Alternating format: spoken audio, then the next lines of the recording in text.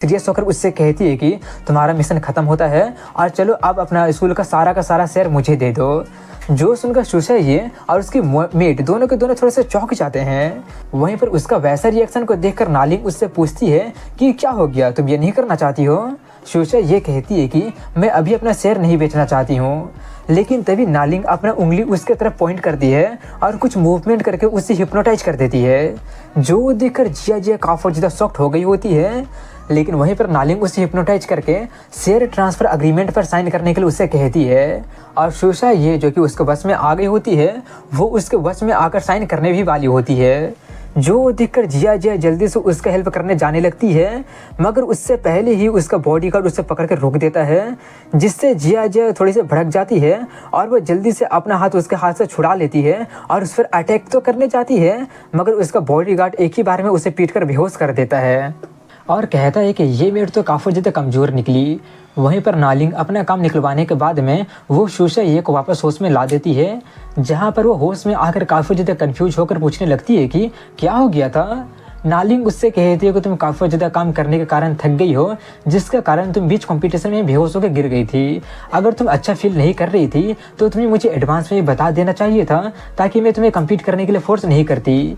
ये सब सुनकर शुशा ये उठते हुए उसके लिए माफ़ी मांग कर कॉम्पिटिशन को कंटिन्यू करने के लिए कहती है, मगर नालिंग मना करते हुए कहती है चलो आज के लिए यहीं पर ख़त्म करते हैं, और तुम जो मेड लेकर आई थी वो भी अचानक बेहोश हो गई है, जाओ जाकर उसे डॉक्टर के पास लेकर चले जाओ।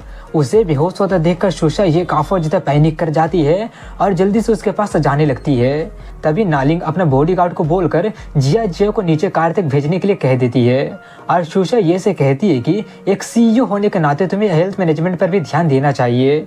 ये बोलकर वो उसका पेट को छूते हुए कहती है क्योंकि फिजिकल कंडीशन ही सभी चीज़ों का जड़ होता है। उन दोनों को भेजने के बाद में उसका बॉडीगार्ड आकर उससे कहता है कि मैंने ना ही पहले कभी देखा और ना ही कभी सुना इंस्टेंट हिप्नोसिस के बारे में।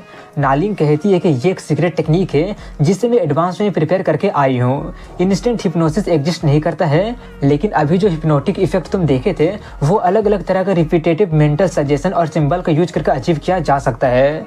जब ली सोंग मेरा प्लान में कोऑपरेटिव करने के लिए तैयार हुई थी, इस कंडीशन पर कि मैं अपना शेयर को दूसरे को ट्रांसफर कर दूंगी और बोर्ड ऑफ डायरेक्टर से रिजाइन कर दूंगी, तब वो मेरे एक्शन को रिस्ट्रिक्ट करना चाहती थी। वो बहुत ही ज़्यादा स्मार्ट तो नहीं है, लेकिन उसके इंट्यूशन काफ़ी ज़्यादा शार्प है, इसीलिए मैं किसी को ये के करीब जाने के लिए भेज दी थी ताकि वो मेरा सीक्रेट ट्रिक को एडवांस में चलाना शुरू कर दे। मुझे पता था कि ली सोंग मेरे अगेंस्ट हो जाएगी और मेरा प्लान ये था कि मैं अपना शेयर वापस लेने के बाद में ली सोंग को भगा दूंगी स्कूल में से और अपना वो वाला प्लान को कैरी ऑन वहाँ से करना शुरू कर दूंगी। लेकिन मुझे इसकी उम्मीद नहीं थी कि शुशा ये उसे पहले ही भगा देगी, जिससे मैं काफ़ी ज़्यादा इम्प्रेस हो गई हूँ। ली सोंग को लगा था कि वो मेरा प्लान को सबोटेज करने में कामयाब हो गई है, लेकिन ये तो उसके लिए काफ़ी दुख की बात है। वहीं पर बॉडीगार्ड उससे पूछता है तो अभी तक जो कुछ तुम कर रही हो वो सब अपना उसी सो कॉल्ड प्लान के लिए कर रही हो, आखिर ये प्लान है क्या जिससे तुम इतना ज़्यादा वैल्यू दे रही हो?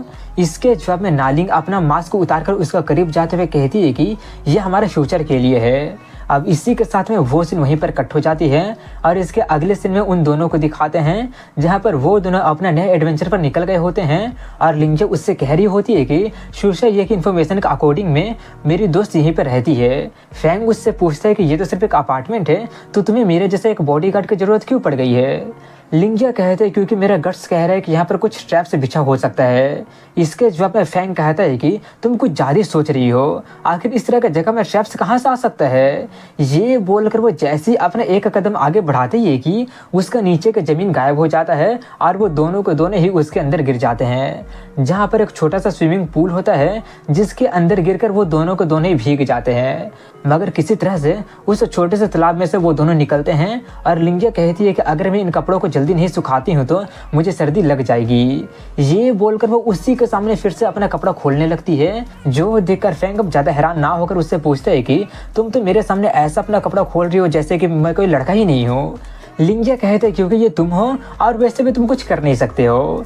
ये बोलकर वो अपना टी शर्ट उसके सामने खोलकर उसे ही देते हुए कहती है कि मेरे पास ज़्यादा ताकत नहीं है, तो जल्दी से इसमें से सारा पानी को निचोड़ कर मुझे वापस दो। ये सब सुनकर फैंग थोड़ा सा इरिटेट होते हुए कहता है ऑफ कोर्स मिस प्रेसिडेंट। अब इसके कुछ देर के बाद में वो लोग वहाँ से बाहर निकलने के बारे में सोचने लगते हैं और रास्ता ढूंढने लगते हैं। तभी फैंग की नज़र एक वेंट पर जाती है, जिसे देखकर वो वहाँ से निकलने के बारे में उसे सुझाव देता है। वो बहुत ही ऊपर में होता है, जो देखकर लिंगिया कहते उतना ऊपर में तो हम नहीं जा सकते हैं। फैंग कहता मुझे पता है, इसलिए मेरे कंधों पर तुम चढ़कर यहाँ से बाहर निकलोगी और उसके बाद में तुम मुझे खींच लोगी। लिंगिया कहते मुझे नहीं लगता कि मैं तुम्हें खींच पाऊंगी। फैंग कहता है कि तुम ज़्यादा चिंता मत करो, मैं आराम से जंप कर सकता हूँ। लेकिन वो उसे फिर से कुछ भी ना बोलता देखकर उससे पूछता है क्या अब ये मत कहने को तुम्हें मेरी चिंता हो रही है। लिंगिया कहती है ऑफ कोर्स मुझे बुरा लगेगा अगर तुम्हें कुछ हो जाता है तो। ये सब सुनकर फैंग थोड़ा सा चौंक कर कहता है कि मुझे लगा नहीं था कि तुम इतने ज़्यादा नाइस भी हो सकती हो। तभी लिंगिया उसकी उम्मीदों पर पानी फेरते हुए कहती है कि ज़्यादा उड़ो मत, मैं नहीं चाहती हूँ कि तुम्हारा जैसा ओबीडियंट एरेंड बॉय को कुछ हो जाए जिससे मेरा काम कौन करेगा, मेरे काम में रुकावट पड़ जाएगी। ये सच है कि तुम क्रीपी फिल्दी बॉय हो, सभी फिल्दी बंदों में से तुम थोड़े से अच्छे हो, तुम बिल्कुल एक हैंडी टूल की तरह हो। उसकी सभी बातें सुनकर फैंग थोड़ा सा गुस्सा होते हुए कहता है कि अब जबकि प्रेसिडेंट मुझे इतना ज़्यादा पॉजिटिव कमेंट दे ही दी है तो मैं तुम्हें एक सीक्रेट बता देता हूँ। इलेक्शन का टाइम ख़त्म हो गया है और अब ये बहुत ही अच्छी तरह से खड़ा हो सकता है। लिंगिया अभी भी थोड़ी सी कंफ्यूज होते हुए पूछती है कि क्या मतलब है, क्या खड़ा हो सकता है। वहीं पर फैंग कहा था कि तुम काफ़ी ज़्यादा केयर फ्री थी और मेरे सामने ही कपड़ा खोल दी थी ना, एक लड़का होने के कारण ऑफ कोर्स मेरा वाला रिएक्शन जरूर करेगा। ये बोलकर वो उसे अपना रिएक्शन दिखा देता है, जो देखकर लिंगिया काफ़ी ज़्यादा शॉक्ड हो जाती है। वहीं पर फैंग उसकी तरफ बढ़ते हुए कहता है कि अब बहुत ही देरी हो चुकी है, यहाँ पर सिर्फ हम दोनों ही है, चाहे तुम कितने ही रोना धोना या फिर चिल्लाना विलाना क्यों ना शुरू कर दो, कोई भी तुम्हें मुझसे बचाने नहीं आने वाला है। उसकी सभी बातें सुनकर लिंगिया का हालत काफ़ी ज़्यादा ख़राब हो जाता है और वह नीचे गिर जाती है और डर के मारे वो भाग ही नहीं पा रही होती है क्योंकि उसका हाथ पैर काम करना बंद कर दिया होता है। वहीं पर फैंग उसका मजे लेते हुए कह रहा होता है कि अब दया का भीख मांगने के लिए बहुत ही देरी हो चुकी है, मगर वहीं पर लिंगिया डर के मारे अपना पैंट ही गीला कर देती है। जो देखकर फैंग काफ़ी ज़्यादा शॉक्ड होकर सोचने लगता है कि डैम इट, वो तो इस प्रैंक को कुछ ज़्यादा सीरियसली ले ली है। ये सोचकर वो उससे कहने लगता है कि देखो लिंगिया, मैं तो सिर्फ मजाक कर रहा था, इससे ज़्यादा सीरियसली लेने की जरूरत नहीं है।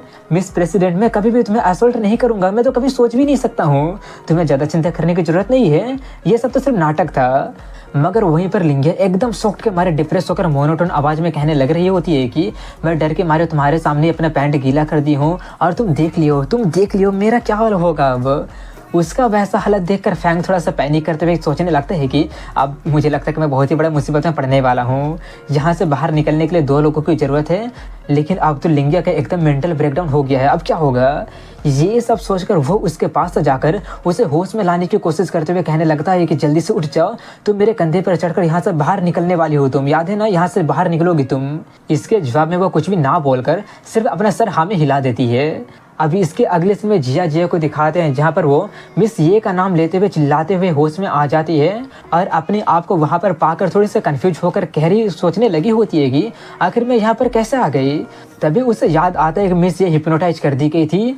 ये सब याद करके वो जल्दी से उसे देखने चली जाती है। अब इसके बाद में शाम का सीन दिखाया जाता है, जहाँ पर जिया एक रेस्टोरेंट में बैठकर खाते पीते रोते हुए खुद से कह रही होती है कि आखिर कोई भी मुझ पर विश्वास क्यों नहीं कर रहा है। मिस ये खुद ही कह रही है कि उसे ऐसा कुछ भी याद नहीं है और वैसे भी इंस्टेंट हिप्नोसिस का मेथड अभी तक इन्वेंट हुआ ही नहीं है, और वैसे भी मुझे कोई शेयर ट्रांसफ़र का एग्रीमेंट को लेकर कोई नोटिफिकेशन आया ही नहीं है। और उसकी मम्मी भी उससे कहती है कि एक बॉडीगार्ड होने के कारण मैं अपना काम अच्छे से करने में फेल हो गई हूँ। वो सब याद करके जिया और ज़्यादा रोते हुए कह रही होती है कि लेकिन ये सब कोई इल्यूजन था ही नहीं, वो मास्क वाली लड़की तो सच में मिस ये को हिप्नोटाइज कर दी थी। उसका बॉडीगार्ड भी काफ़ी ज़्यादा ताकतवर था, जरूर वो ई को आराम से टक्कर दे सकता है। हालांकि मिस ये बिल्कुल ठीक नज़र पड़ रही है, लेकिन जरूर वो अपनी मेमोरी को खो दी होगी। ऐसा क्रिटिकल टाइम में ई ट्रेनिंग पर चली गई है। वो ये सब बोल कर रो ही रही होती है कि तभी कोई उसके कंधे पर हाथ रखते हुए पूछती है कि क्या तुम किसी चीज़ को लेकर काफ़ी ज़्यादा परेशान लग रही हो क्या। जिया उससे पूछते हैं क्या मैं तुम्हें परेशानी में नहीं दिख रही हूँ क्या। वहीं पर वो और कोई नहीं बल्कि नोंगबोंग होती है, जो कि उससे कहती है तो तुम किसी चीज़ को लेकर काफ़ी ज़्यादा परेशान हो, अगर तुम चाहो तो मैं तुम पर डिविनेशन प्रैक्टिस कर सकती हूँ, और वो भी 20% डिस्काउंट पर। अब इसी के साथ में कुछ घंटे पहले का सीन दिखाया जाता है, जहाँ पर नोंगबोंग अपने घर में होती है, जहाँ पर वो अपने मम्मी के साथ में प्रैक्टिस कर रही होती है, जहाँ पर वो काफ़ी बार ट्राई करने के बाद में इस बार भी सफल हो ही जाती है, जिससे वो काफ़ी ज़्यादा खुशी से नाचने लगती है और रोते हुए इमोशनल होकर कहने लगती है कि फाइनली इतना मेहनत के बाद में मैं कर ही दिखाई। उसकी मम्मी कहती है कि 100 बार डाइस के बारे में प्रेडिक्ट की थी तुम, और तुम हर बार सही थी, तुम तो सच में काफ़ी ज़्यादा अच्छी हो गई हो। ये सुनकर नोंगबोंग पूछती है इसका मतलब मैं आपसे भी बेहतर हो गई हूँ। उसकी मम्मी कहती है कि ज़्यादा उड़ो मत, पास्ट में मैं 1000 बार ट्राई कर चुकी हूँ और हर बार मेरा बेट एकदम सही होता है, लेकिन अब तुम ये प्रूव कर दी हो कि तुम अपना एबिलिटी को वापस हासिल कर ली हो। तभी नोंगबोंग काफ़ी ज़्यादा खुश होकर वहाँ से जाते हुए कहने लगती है कि अब मैं डिविनेशन लोगों पर प्रैक्टिस करके पैसा कमाने जा रही हूँ। लेकिन तभी उसकी मम्मी उसे रोकते हुए कहती है कि मुझे पता है कि पैसा कमाना तुम्हारा हॉबी है, लेकिन अगर तुम फिर से उस बंदे यानी कि फ्रैंकिन पर प्रिडिक्ट करने की कोशिश करती भी हो तो तुम फिर से अपना एबिलिटी को खो दोगी। अगर ऐसा होता है तो इस बार तुम चाहे कितनी रिक्वेस्ट क्यों ना कर लो, लेकिन मैं तुम्हारा हेल्प नहीं कर पाऊंगी। अब इसके बाद में वो काफ़ी ज़्यादा खुश होकर लोगों पर डिविनेशन प्रैक्टिस करने के लिए निकल गई होती है, और वो आसपास से देखकर सोच रही होती है कि आम लोगों पर प्रैक्टिस करने पर मुझे ज़्यादा पैसा नहीं मिलेगा, क्या आसपास में कोई इडियट है जिससे कि मैं मूर्ख बना सकती हूँ। तभी उसकी नज़र जिया पर चली जाती है, जिसे देखकर वो सोचती है अब जबकि सुशा ये अमीर है तो उसकी मेड भी काफ़ी ज़्यादा अमीर ही होगी। ये सोचकर वो उसे अपना टारगेट बना लेती है, और इसी के साथ में अब सीन प्रेजेंट टाइम में आ जाती है।